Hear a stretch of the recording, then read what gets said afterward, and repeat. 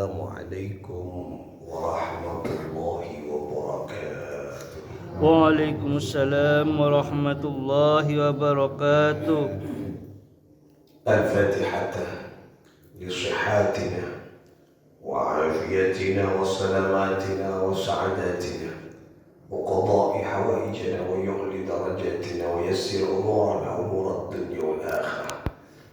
سيد الوجود محمد صلى الله عليه وسلم وبجاه علماء الله العاملين أولياء الله الصالحين خصوصا مؤلف هذا الكتاب إرشاد العباد إلى سبيل الرشاد الشيخ زين الدين بن عبد العزيز بن زين الدين المليباري نفع الله به وبعلومه قدس الله سرهم ونور ضريحهم ويعلي درجاتهم في الجنة وأعاد علينا من بركاتهم لهم الفاتحة. أعوذ بالله من الشيطان الرجيم. بسم الله الرحمن الرحيم. الحمد لله رب العالمين الرحمن الرحيم مالك يوم الدين إياك نعبد وإياك نستعين اهدنا الصراط المستقيم صراط الذين أنعمت عليهم غير المغضوب عليهم ولا الضالين. Saudara-saudara sekalian, para pecinta ilmunya Allah, hafidhakumullah, semoga kita dalam lindungan Allah subhanahu wa ta'ala. Amin. Ya Allah, ya Rabbal Alamin. Kita lanjutkan ngaji kita masih di hadis, lanjutan hadis yang kemarin. Kemudian setelah menjelaskan tentang iman, Rasulullah SAW kembali ditanya, Fa'akhbirni anil ihsan ya Muhammad. Kata seorang laki-laki yang itu sejatinya adalah malaikat bertanya kepada Rasul, ya Muhammad, beritahu aku, jelaskan kepadaku anil ihsan, tentang ihsan. Kemarin sudah dijelaskan Islam, iman, yang ketiga adalah ihsan. Qala, kemudian Nabi menjelaskan, apa kata Nabi? An ta'budallaha ka'annaka tarahu fa in lam takun tarahu fa innahu yaraka. Ini hakikat ihsan. Apa kata Nabi? Yang dinamakan ihsan adalah an ta'budallah. Ketika engkau menyembah kepada Allah, ketika engkau beribadah, asalat, ibadah ke Gusti Allah, menyembah kepada Allah, ka'annaka tarahu, maka seolah-olah engkau tarahu, melihatnya. Ingat, bukan melihat, tapi seolah-olah melihat. Karena Allah tidak bisa dilihat dengan mata telanjang kita. Allah adalah zat ghaib. Artinya seakan-akan kita melihat Allah. Ketika melihat Allah, apa? Ada yang memantau kita. Nah, ini yang dimaksud ihsan. Ihsan berarti adalah zahiran wa batinan. Dan pikiran apapun tidak kemana-mana kecuali menuju kepada Allah. Sama contoh, kita bekerja di salah satu institusi atau instansi, bekerja dengan kita melihat atasan dan bekerja tanpa melihat atasan, itu berbeda bawaannya. Ketika kula panjenengan alako bekerja, melihat atasan ada di depan kita, maka pekerjaan kita akan diperbuat bagus. Kita tidak akan lengah dalam bekerja. Kenapa? Karena ada majikan, ada tuan, ada pimpinan di depan kita. Kita melihatnya. Ongkuan. Kita beribadah begitu. Ini ihsan. Seolah-olah kita melihat Allah.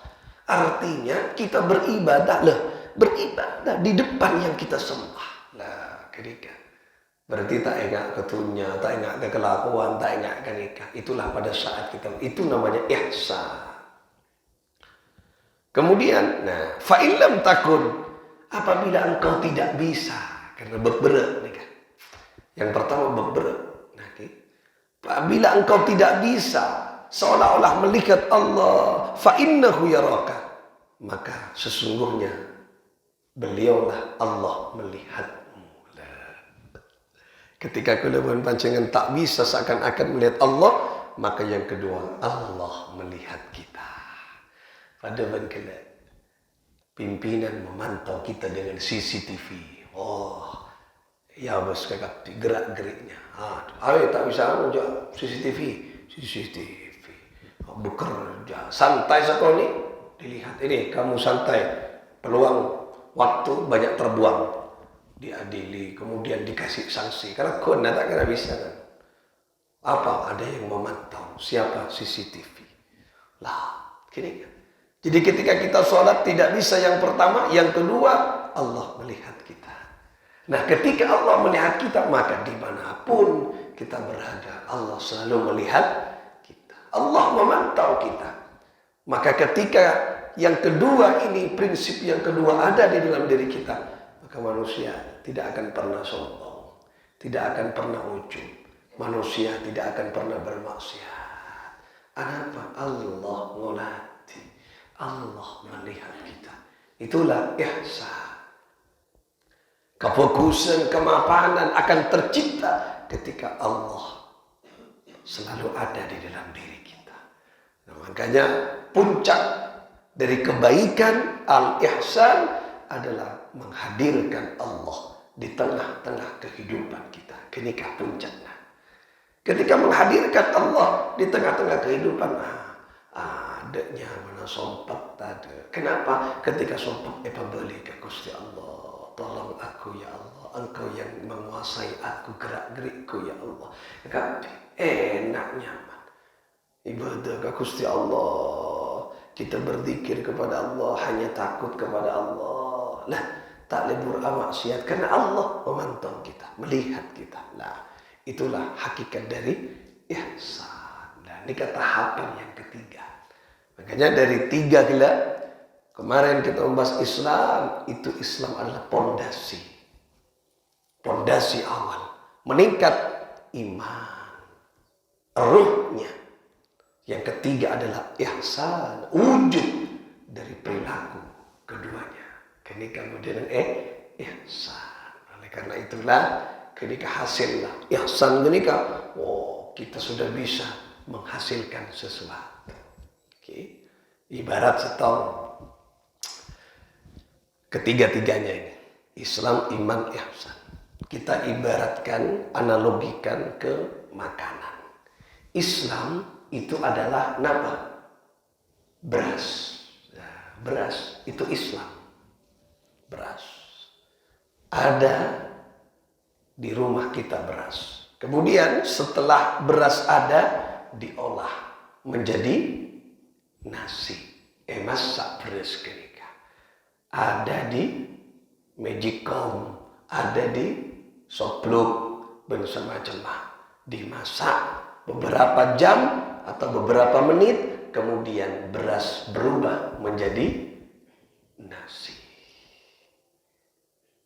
Setelah beras menjadi nasi, apa yang dilakukan? Maka nasi itu kemudian dimakan. Dimakan inilah adalah ihsan.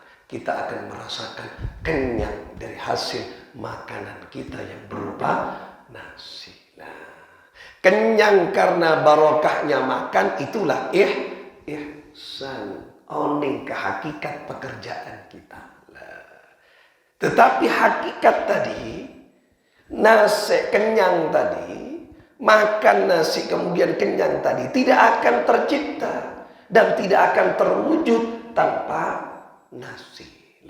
Orang tak kira kenyang mun ada nasi, tak kira ngakan mun ada nasi, tak kira beda nasi mun ada beras. Berarti ketiganya satu paket. Nah, untuk bisa makan ya harus ada nasi, untuk bisa nasi harus ada beras. Maka inilah sistematika yang tidak bisa dibolak-balik. Beras keadaan ketua sepak, kemudian olah menjadi keimanan fokus, pemantap, kemudian diwujudkan, dimakan, dikerjakan sehingga tercipta kenyang. Adrepus, itulah ihsan.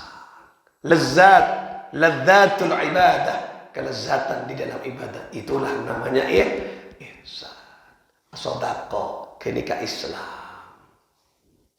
As-sodaqah Islam.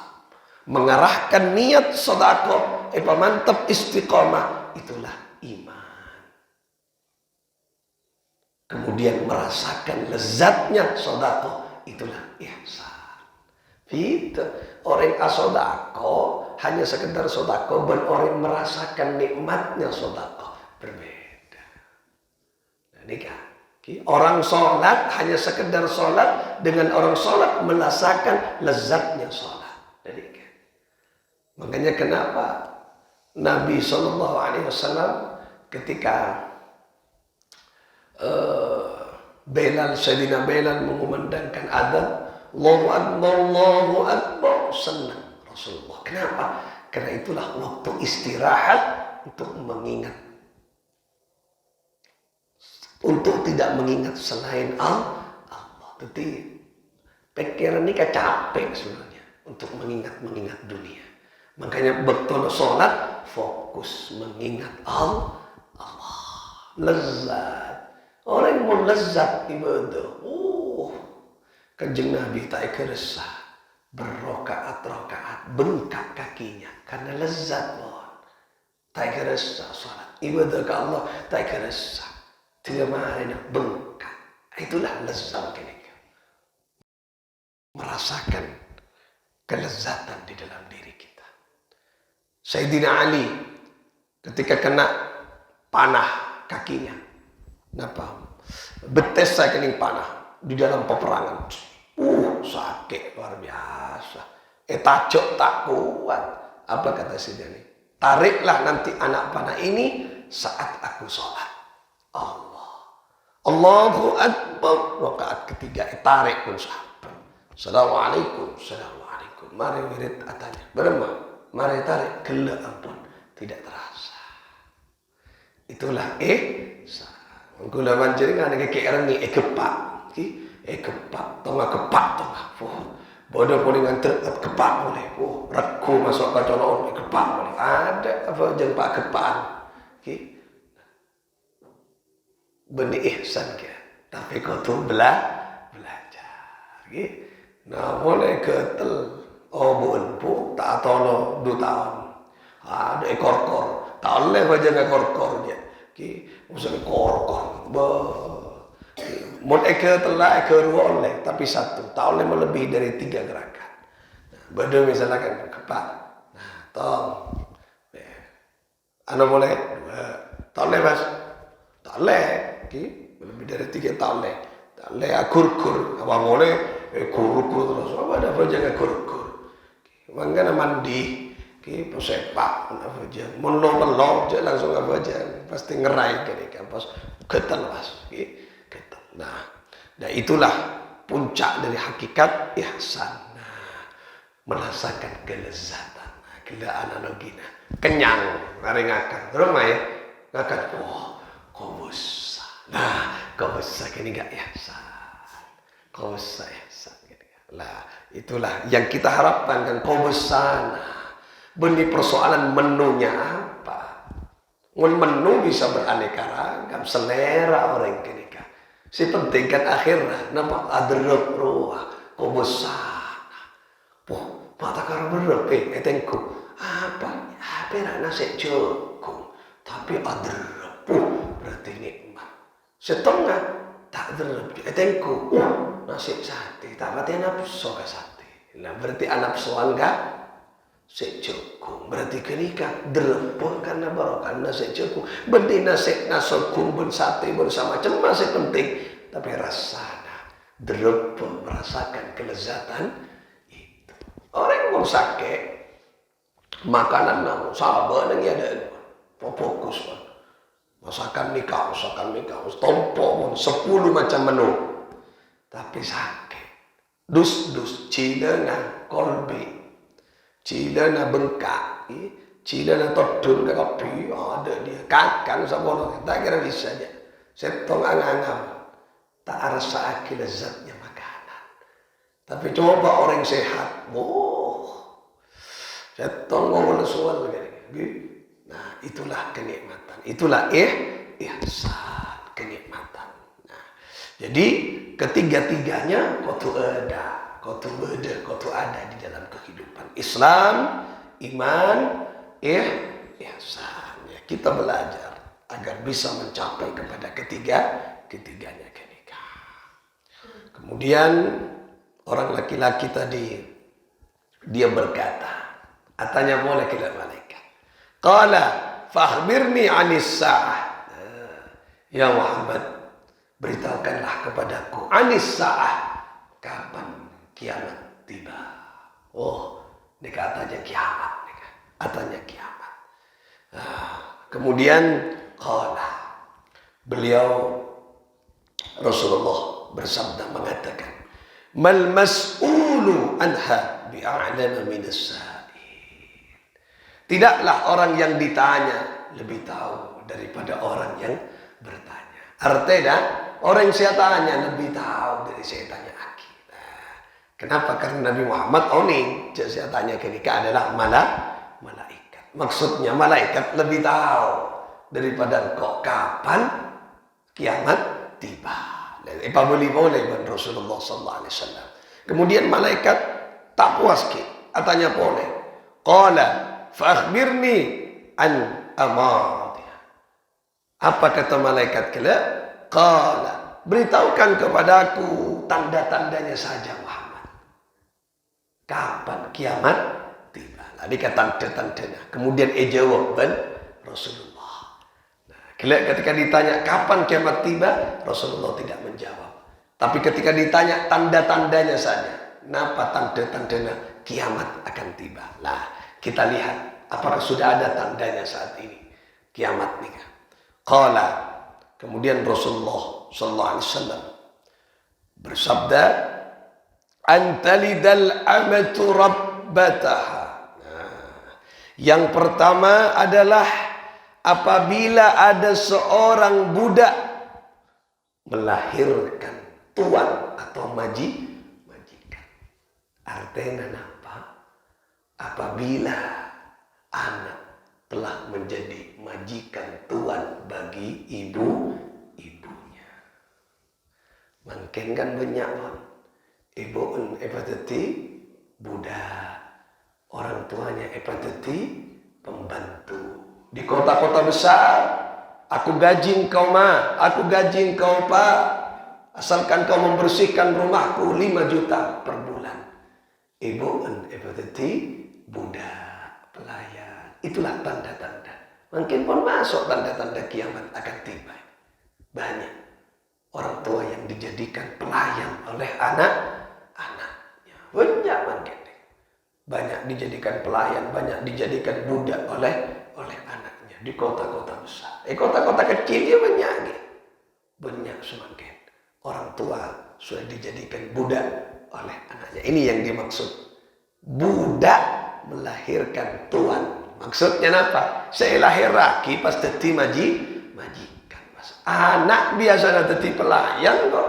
Cing anak lahir dari ibu. Nah, ini kepunten. Saya lahir laki pas merentah, dekat orang yang melahirkan. Ini tanda-tanda kiamat. Timan-timan pun berdepan. Yang siap. Muka-muka kita tak kajepok kiamat. Orang kajepok kiamat berarti butuh orang kiri. Ada boleh si aden, ada boleh orang semacam. Ini tanda-tanda berarti akhir zaman nih. Tanda-tanda ampun tampak nih sudah ada. Orang tua diperintah, dibudakkan menjadi budak oleh anaknya. Itu tanda yang pertama.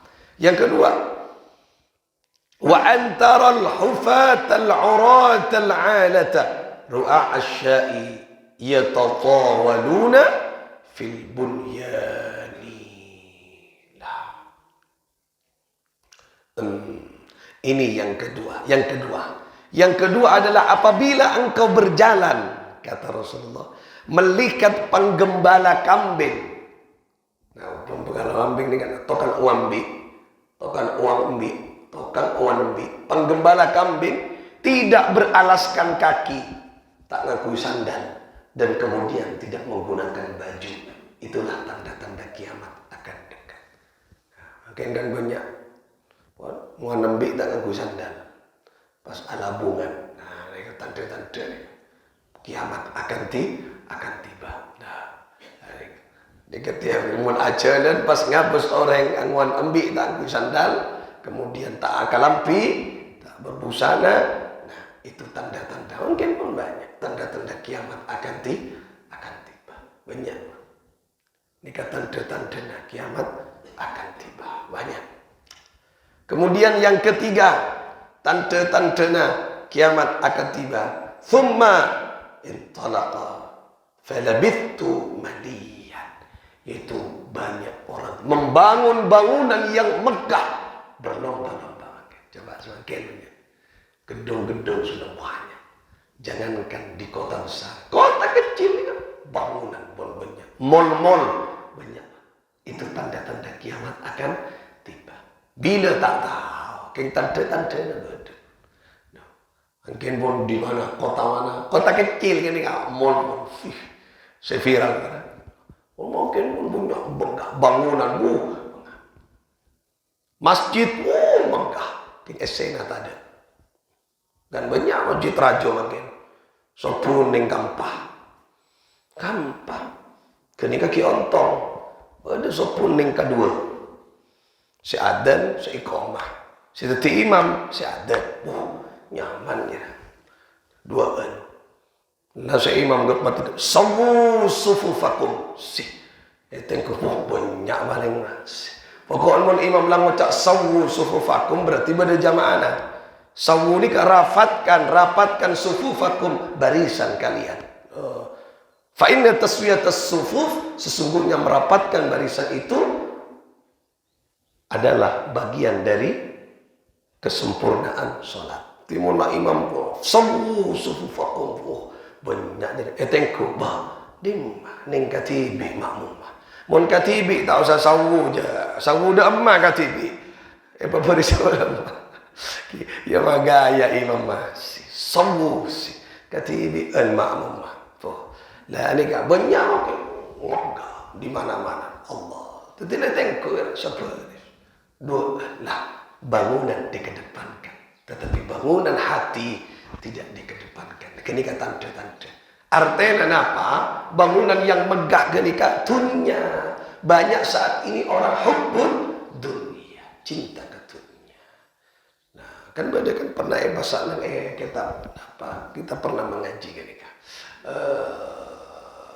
Lupa gue. Pernah kita mengaji.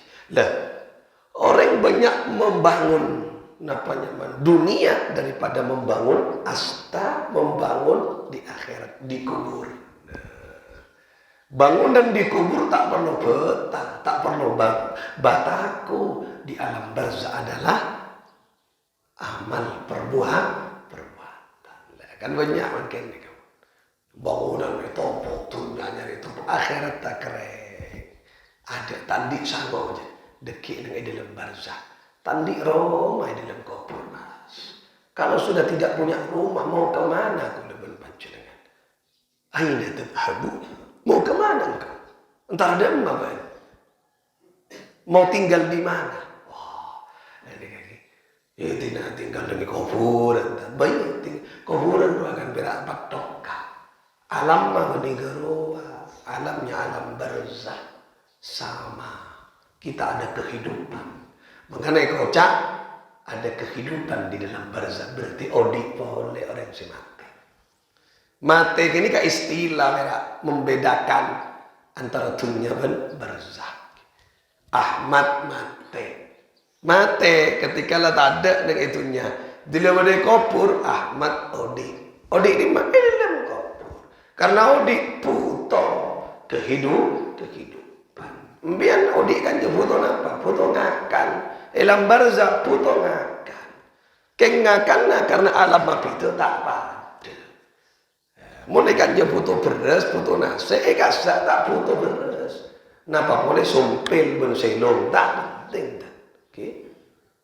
Bodoh mungkin, mak rebai sumpil fu nisa. Selong nisa ko. Misek salon malaikat nampel lagi apa? Tim pokolan malaikat nepak tepak kasilong nasi. Malaikat tak takut kasilong je bagunya isilong ngah. Adik petak kaki kama itu. Ini kan banyak mungkin pemahaman gini. Maksudnya Arab kenika beni makani secara zahir. Napa? Sodakona kenika si akhiri kamai kamayit. Sodakona lah. Sodakona. Sodakona si akhiri kamayit. Dekian ni kuburan diberi ting senting dan napa? Kau aja sih. Kau napa ya mana? Kau tasik, kau nikah. Itu kan 2 tahun ada. Iman beda koceng sama malam toples. Benikahkan saya mati koceng ala lakon. Kenikah. Lah, saya mati. Sodako ya. Lah, kerwa saya dapat sodakotun jariah. Ini saya dapat. Makanya kenikah. Benina sen saya dapat kamayit tapi sodako. Lah, kenikah ini. Selong nak tak ada pagi asodako selong kenika sodako nak saya pak lah kenika ni. Nah, ia tergantung banyak selong nah. Mun selong banyak ia dapat barokah nah. Mun selong setong ia setong saya dapat. Beni selong kencerna selong lah kenika. Tergantung kalau macam dengan ki lah nikah tergantung kenika. Nah, oleh karena itulah itu ketika mana kiamat tiba, ketika tanda-tandanya telok dan saat ini sudah ada. Nah, berarti tanda-tandanya masuk. Bon, mari kenika pas kemudian Rasulullah ada buas. Sayyidina Umar, kan bisa Sayyidina Umar nikah. Ya Umar, atadri minas sa'il.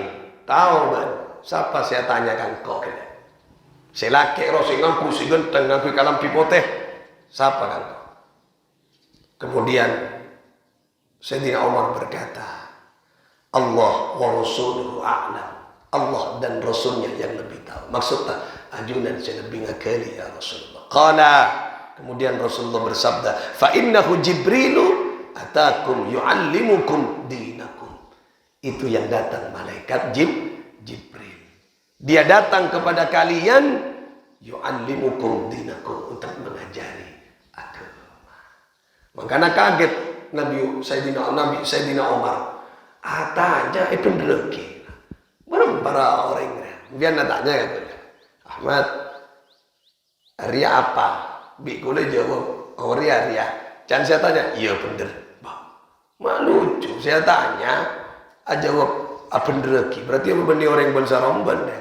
Ternyata malaikat Jibril. Dia ingin mengajari agama kepada Sayyidina Umar dan pada sahabat selain. Itulah agama tadi. Hakikat agama beda telok Islam, iman dan ihsan. Moga-moga ketiganya mampu berada dalam diri kita dan kita terjemahkan dalam kaudil kita sehingga kita selamat itunya hatta al-akhirah. Bisirril Fatihah. A'udzu billahi minasyaitonir. Bismillahirrahmanirrahim. Alhamdulillah rabbil alamin. Arrahmanir rahim. Maliki yaumiddin. Iyyaka na'budu. Ihdinas siratal mustaqim. Siratal ladzina an'amta 'alaihim ghairil maghdubi 'alaihim waladdallin. Amin. Wallahu muwaffiq ila aqwamit thariq. Assalamualaikum warahmatullahi wabarakatuh. Waalaikumsalam warahmatullahi wabarakatuh.